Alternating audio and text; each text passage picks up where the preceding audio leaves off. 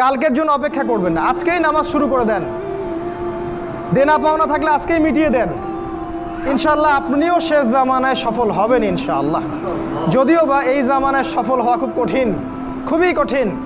নবীজি বলেছেন ঈমান ধরে রাখা এত কঠিন হবে যেমন হাতে আগুন ধরে রাখা কঠিন হয়। হাতে আগুন ধরে রাখা কি কঠিন? দেখেন, আমরা যারা ইসলাম ফলো করছি, আমাদের ইসলাম পালন করতে যদি এরকম কষ্ট না হয়, বুঝতে হবে আপনি সেই প্রকৃত ঈমান ধারণ করে নাই, যে ঈমান ধারণ করলে হাতে আগুন আপনি অনুভব করতেন। সত্যিকারের ঈমান নিয়ে চলেন, সমাজ আপনার শত্রু হয়ে যাবে, পরিবার শত্রু হয়ে যাবে, রাষ্ট্র বিশ্ব শত্রু হয়ে যাবে আপনার। তো নবী সাল্লাল্লাহু আলাইহি ওয়াসাল্লাম বলেছেন যে শেষ জামানে ঈমান ধরে রাখা খুবই কঠিন হবে। সকালে মানুষ মুমিন থাকবে, বিকেলে কাফের হয়ে যাবে। বিকালে কাফের থাকবে, সকালে মুমিন হবে। মানুষ দিনকে দুনিয়ার বিনিময়ে বিক্রি করে দিবে। এই যুগে সফল হবে সেই মানুষরা যারা এই ফিতনা মুক্ত পরিবেশে দিন পালন করবে।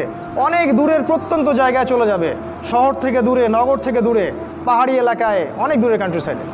ওই যে থাকে না কিছু মানুষ উপজাতির মতো, ওই রকম করে যারা থাকবে এরা নিরাপদে থাকবে। কৃষি জমি চাষাবাদ করবে, নিজের খাবার নিজে খাবে, মাছ চাষ করবে, গরু চাষ করবে, ছাগল পালবে, শহরের ফিতনায় জড়াবে না। নিজেরা নিজেদের কলোনি গড়ে তুলবে আলাদা করে, অনেকটা মুসলিম ভিলেজের মতো। এরা সফল হবে। শেষ জামানায় সফল হওয়ার কয়েকটা পথ বলে দিচ্ছি। 1 নাম্বার, আপনাকে জ্ঞান অর্জন করতে হবে। কোরআন হাদিসের সাথে সমসাময়িক যত জ্ঞান আছে সব অর্জন করতে হবে, এটা 1 নাম্বার। জ্ঞান নাই, আপনি শেষ জামানায় টিকতে পারবেন না। যাদের কাছে এই জ্ঞান ছিল তারা কিন্তু মহামারীর আগেই প্রস্তুতি নিয়েছিল। আমি অনেক ওস্তাদকে চিনি, বাংলাদেশের আলেম, তারা এই 2020 সালের আগে হজ করে ফেলছে। তারা আগেই বুঝতে পারছে 20 সালে কিছু একটা হবে, 20 সালে পৃথিবীতে কিছু একটা হবে, তারা আগেই বুঝতে পারছে। কারণ শেষ জামানার পড়াশোনা করেছেন তারা, কার পর কী হতে যাচ্ছে এটা তারা বুঝতে পারছেন, অনুমান করতে পারছেন। তাই জ্ঞান ছাড়া আপনি শেষ জামানায় টিকতে পারবেন না ভাই। জ্ঞান অর্জন করুন, 1 নাম্বার। 2 নাম্বার, জ্ঞান অনুযায়ী আমল করেন। যতটুকু জেনেছেন আমল করেন। কালকের জন্য অপেক্ষা করবেন না, আজকেই নামাজ শুরু করে দেন। দেনা পাওনা থাকলে আজকেই মিটিয়ে দেন। আজকেই পরিবারের সবাইকে ডেকে ওয়াজ করেন, নসিহত করেন যে দেখো সামনের দিনগুলো ভয়ঙ্কর, আমাদের জীবনকে গোছাতে হবে, যা করেছি তওবা করে আল্লাহর কাছে ফিরে আসেন। আল্লাহ পাক গফুরুর রহিম, আপনি তওবা করে এইমাত্র চলে আসেন, আল্লাহ মাফ করে দেবে ইনশাআল্লাহ। আপনাকে আল্লাহ পাক পরীক্ষা করবেন আপনি সত্যিকার তওবা করেছেন কি না। আপনাকে প্রমাণ করতে হবে নামাজের মাধ্যমে, জ্ঞান অর্জনের মাধ্যমে, ভালো কাজের মাধ্যমে, সদকা করার মাধ্যমে। সৎ কাজের আদেশ করবেন, অসৎ কাজে নিষেধ করবেন। আপনি ইসলাম পরিপূর্ণরূপে পালন করার চেষ্টা করেন। কোনো সরকার, কোনো সমাজ নেতা, কোনো রাষ্ট্রনেতা, কোনো পারিবারিক নেতা, কেউ আপনার সাথে আপনার কবরে যাবে না। সোজা কথা, আপনাকে আল্লাহর সামনে একাই দাঁড়াতে হবে। কারো পরোয়া করে লাভ নাই, কোনো অজুহাত দিয়েও লাভ নাই। দেশটা ভালো না, বিশ্বটা ভালো না, সমাজটা ভালো না, সময় ভালো না, এগুলো বলে কোনো লাভ নাই। মানে আমাকে আমার রবের সামনে দাঁড়াতে হবে। আমার ভালো আমাকে বুঝতে হবে। আমার ভালো, বাজারে গেলে একটা মাছ ভালো না খারাপ আপনি তো বোঝেন, তরকারি ভালো না খারাপ বোঝেন। দিনের ব্যাপারে বুঝতে চান না কেন? দিনের ব্যাপারে খালি হুজুরদের শরণাপন্ন কেন হচ্ছেন? পড়াশোনা করেন, আমল করেন, আমল বাড়িয়ে দেন। দিন সময় নষ্ট করবেন না। যুবকদেরকে স্পেশালি বলবো, সময় নষ্ট করবেন না। শয়তান 3টা ধোঁকা দিবে যে পরে শিখে নিব, পরে করবো নি। শয়তান আসে বুঝাবে যে এখন কি আর বয়স হয়েছে, আগে পরে দেখা যাবে। শয়তান বুঝাবে আমি এগুলো জানি তো, আর জানার দরকার নাই। এগুলো শয়তান বোঝাবে আপনাকে। এই শয়তানের ধোঁকায় পড়বেন না। সময়কে মূল্যায়ন করেন, আমল করা শুরু করেন, আল্লাহর ওয়াস্তে তওবা করে আল্লাহর দিকে ফিরে আসেন। আল্লাহ পাক তৌফিক দান করুন, আল্লাহুম্মা আমিন। 3 নাম্বার, সৎ কাজের আদেশ করেন, অসৎ কাজে নিষেধ করেন। পরিবার থেকে শুরু করেন। আপনি ব্যক্তিটা গড়ে তোলেন, পরিবারটাকে ইসলামিক পরিবারে গড়ে তোলেন। আপনার ছেলে, আপনার মেয়ে, আপনার স্ত্রী, আপনার সন্তান, আপনার বোন, আপনার মা, সবার ব্যাপারে মনিটরিং করেন, চোখে চোখে রাখেন। আপনি জানেন না আপনার ছেলেটা অনেক আগেই জেনাকারী হয়ে গেছে, আপনি টের পান নাই। ছেলের হাতে স্মার্টফোন তুলে দিয়েছেন, ছেলে গোপনে গোপনে 10টা প্রেম করে, আপনি জানেন না। ও দুধ খায় না এখন, আপনি মনে করছেন যে ও দুধ খায়, ও অনেক ম্যাচিউরড হয়ে গেছে। আপনার মেয়েকে দেখে মনে হয় খুব পর্দা করে, দেখেন ভিতরে ভিতরে কোনো ছেলের সাথে সম্পর্ক তৈরি করে ফেলছে। অনেক ঘটনা ঘটে যায়, আমরা সরল মনে অনেক কিছু করি। আপনার ওয়াইফকে দেখেন, আপনি যখন বাসায় থাকেন না কি করে না করে মনিটরিং করেন, টিভি বন্ধ করে দেন, সিরিয়াল টিরিয়াল বন্ধ করেন। এমন কারোর সাথে মিশতে দিবেন না যে আপনার ছেলেকে, আপনার মেয়েকে, আপনার বোনকে, আপনার মাকে বিপথে নিয়ে যাবে। কঠোর হন পরিবারের উপরে, কারণ আপনাকে আল্লাহ পাক আপনার পরিবার সম্পর্কে জিজ্ঞাসাবাদ করবেন, অবশ্যই জিজ্ঞাসা করবেন। বিশ্বাস করেন আল্লাহ পাক কিয়ামতের মাঠে আপনাকে আপনার পরিবার সম্পর্কে জবাবদিহি করাবেন। প্রত্যেকটা বিষয় আপনি দাওয়াত দেন, চেষ্টা করেন, তারপরে যদি ছেলে বেলাইনে যায় সেটা তার ব্যাপার, ওর হিসাব ও দিবে। নূহ আলাইহিস সালামের ছেলে কাফের হয়ে গেছে, ওর হিসাব ও দিবে, সেটা আলাদা। কিন্তু আমাকে আমার চেষ্টা করতে হবে। পরিবার গড়ে তোলেন, সৎ কাজের আদেশ করেন, অসৎ কাজে নিষেধ করেন। 4, এই যে কোরআন এবং সুন্নাহর দাওয়াতটা পৌঁছে দেন মানুষের কাছে। দাওয়াতেই কাজ করেন ভাই, সময় নষ্ট করেন না। আপনি যে দল করেন বা যে সংগঠন করেন বা যে মাযহাব, যে তরিকায় থাকেন, আমার তাতে কোনো আপত্তি নাই, কিন্তু কোরআন সুন্নাহর দাওয়াতটা মানুষের কাছে প্রচার করেন। মূল বিষয়ে কোনো পার্থক্য নাই। এই দাওয়াত দেওয়ার সময় সাম্প্রদায়িক হবেন না, সবাই আমার দলে আসো, আমার দলে ফর্ম পূরণ করো, না হলে দাওয়াত হচ্ছে না, এমন দাওয়াতের দরকার নেই। মানুষকে ইসলামের দাওয়াত দেন, আল্লাহর দিকে ডাকেন, কোরআনের দিকে ডাকেন, সুন্নাহর দিকে ডাকেন, দেখবেন সমাজে একটা সাম্য চলে আসবে ইনশাআল্লাহ। দাওয়াতি কাজ করেন, বেশি বেশি কোরআন সুন্নাহর দাওয়াতি কাজ করেন।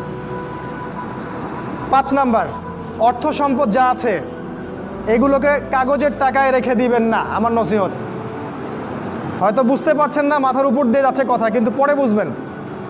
টাকা পয়সা যা আছে এগুলোকে ব্যাংকে কাগজের টাকার মধ্যে রেখে দিবেন না, কারণ কাগজের টাকা সামনে আর থাকবে না। লিখে রাখেন, কয়েক বছর পরে দেখতে পারবেন সমস্ত টাকা হয়ে যাবে ইলেকট্রনিক। খালি পাঠাবেন, ইলেকট্রনিক মানে আপনি টাকা ধরতেও পারবেন না, পকেটে রাখতেও পারবেন না, খালি জানবেন আমার অ্যাকাউন্টে এত টাকা আছে। এই পুরো ব্যাংকিং সিস্টেমটা পড়ে যাবে, থাকবে না। বিশ্বাস না হলে লিখে রাখতে পারেন, এই পুরো ব্যাংকিং সিস্টেম পড়ে যাবে, কাগজের টাকা থাকবে না। কি করবেন তাহলে? আপনি আপনার সম্পদটাকে সোনায় রূপান্তর করেন, কিছু সোনা করে রাখেন, জমায় রাখেন, রূপায় কনভার্ট করেন। এগুলোর দাম কখনো কমবে না। 100 বছর পরেও সোনার দামই থাকবে। তো 10 বছর পর আপনার 10 লাখ টাকার মান 10 লাখ টাকা থাকবে না, দাম পড়ে যাবে, আপনি সম্পত্তি হারাবেন। এইভাবে তারা সারা বিশ্বকে লুট করছে, এই কাগজের টাকা দিয়ে তারা সারা বিশ্বকে লুট করছে। এটা বুঝবেন না, পরে বুঝবেন। আচ্ছা, শুনে রাখেন। আর কি করতে পারেন? গবাদি পশু ব্যবসা ইনভেস্ট করেন। আরেকটা কাজ করতে পারেন, জমি কিনে রাখতে পারেন, এটা ভালো জিনিস। এই জিনিসগুলোতে টাকা কনভার্ট করেন। শেষ জামানায় আপনার কাগজের টাকা থাকবে না, আপনি ক্ষতিগ্রস্ত হবেন। এখন টাকা যদি জমায় রাখেন, শেষ জামানায় আপনি ক্ষতিগ্রস্ত হবেন। আমি অর্থনীতি নিয়ে যথেষ্ট পড়েছি আলহামদুলিল্লাহ, পড়েই কথাগুলো আপনাকে বলছি। আর কি করবেন? যদি সম্ভব হয়, শহর, আপনারা তো গ্রামেই থাকেন মাশাআল্লাহ, শহরে যারা থাকে তাদের উদ্দেশ্যে বেশি বলছি এটা, কারণ এটা অনলাইনে যাবে। শহর কেন্দ্রিক জীবন ব্যবস্থা ত্যাগ করতে হবে। শহরে আপনি বাঁচতে পারবেন না, টিকতে পারবেন না, শহরগুলো ধ্বংস হয়ে যাবে। আল্লাহ পাক বলেছেন, ওয়াইম মিন ক্বরিয়া ইল্লা নাহনু মুহলিকুহা ক্বাবলা ইয়াউমিল কিয়ামাহ, কিয়ামতের আগেই প্রত্যেক নগরী আমি ধ্বংস করে দিব, আল্লাহ পাক বলেছেন। শহর থাকবে না, প্রত্যন্ত জায়গায় চলে যাওয়ার চেষ্টা করেন, গ্রামের বাসা ওইদিকে প্রজেক্ট করেন, ছোট ছোট মুসলিম কলোনি করে গড়ে তুলতে হবে। এই কাজগুলো করতে পারেন। আর কিছু করতে পারেন, শারীরিক প্রস্তুতি নেন, ফিজিক্যালি, যুবকদেরকে বলবো ফিজিক্যালি প্রস্তুতি নেন, ব্যায়াম করেন, ভালো খাবার খান, নিয়মতান্ত্রিক জীবনযাপন করেন, এলোমেলো জীবনযাপন করবেন না। আর নিয়মতান্ত্রিক জীবনযাপন করার সবচেয়ে উসওয়াতুল হাসানা হচ্ছে রাসূলুল্লাহ সাল্লাল্লাহু আলাইহি ওয়াসাল্লাম। উনার সুন্নাহ মাফিক জীবনযাপন করেন, আপনি ভালো থাকবেন। কারণ সামনের দিনগুলোতে আরও ফিতনা বাড়বে এবং আমাদের এই যুব সমাজের এবং তার পরবর্তী প্রজন্মের শারীরিক অবস্থাকে নষ্ট করে দেওয়ার জন্যে অগণিত খাবার বাজারে ছেড়ে দেওয়া হয়েছে, যেগুলোর মধ্য দিয়ে অসুস্থ হয়ে যাবে। তাই রাসূলের পদ্ধতি অনুযায়ী জীবনযাপন করেন, ভালো খান, ফ্রেশ জিনিস খান, ব্যায়াম করেন, শারীরিক প্রিপারেশন নেন, আপনি ভালো থাকবেন ইনশাআল্লাহ। এই কাজগুলো আপনাকে ইনশাআল্লাহ শেষ জামানায় বাঁচতে সাহায্য করবে। আর সর্বশেষ যেটা নাসিহা, সেটা হলো যে ইসলামের জন্যে, ইসলামকে ভালোবেসে আপনার জান থাকলে জান দিয়ে, মাল থাকলে মাল দিয়ে, সময় থাকলে সময় দিয়ে, শ্রম দিতে পারেন শ্রম দিয়ে, বা মেধা আছে মেধা দিয়ে দিনের জন্য কিছু করেন, দিনের কোনো খেদমত করে যান। এই কাজগুলো পরকালে আপনার জন্য সদকায়ে জারিয়ার মাধ্যম হবে ইনশাআল্লাহ। কারণ মানুষ যখন মারা যাবে তার আমলনামা বন্ধ হয়ে যাবে, সদকায়ে জারিয়া খোলা থাকবে, নেক সন্তান খোলা থাকবে এবং যে জ্ঞান আপনি মানুষকে শিক্ষা দিচ্ছেন উপকারী জ্ঞান, সেটা আপনি কবরে শুয়ে শুয়ে পাবেন ইনশাল্লাহ। তাই ইসলামের জন্য আপনার জান, আপনার মাল, আপনার সময় শ্রমগুলোকে ব্যয় করুন। আল্লাহ পাক আমাদের সবাইকে দিনের জন্য কাজ করার তৌফিক দান করুন, আল্লাহুম্মা আমিন। এবং শেষ জামানাকে বোঝার এবং পড়াশোনা করার তৌফিক দান করুন। সামনের দিনগুলোর জন্য প্রস্তুতি নেওয়ার তৌফিক দান করুন। এবং যেভাবে পদক্ষেপ নিলে আমরা সারভাইভ করতে পারবো, ভালো থাকবো, বা ফিতনামুক্ত পরিবেশে বেঁচে থাকতে পারবো, ঈমান আমল হেফাজত করতে পারবো, সেগুলো আল্লাহ পাক করার আমাদেরকে তৌফিক দান করুন, আল্লাহুম্মা আমিন। আকুলু কাউলি হাযা আস্তাগফিরুল্লাহ লি ওয়া লাকুম ওয়া লিসাইরিল মুসলিমিন। বারাকাল্লাহু লানা ওয়া লাকুম বিল আয়াতিল হাকীম। ইন্নাহু তাআলা জাওয়াদুন কারীমুন বাররাউফুর রহিম।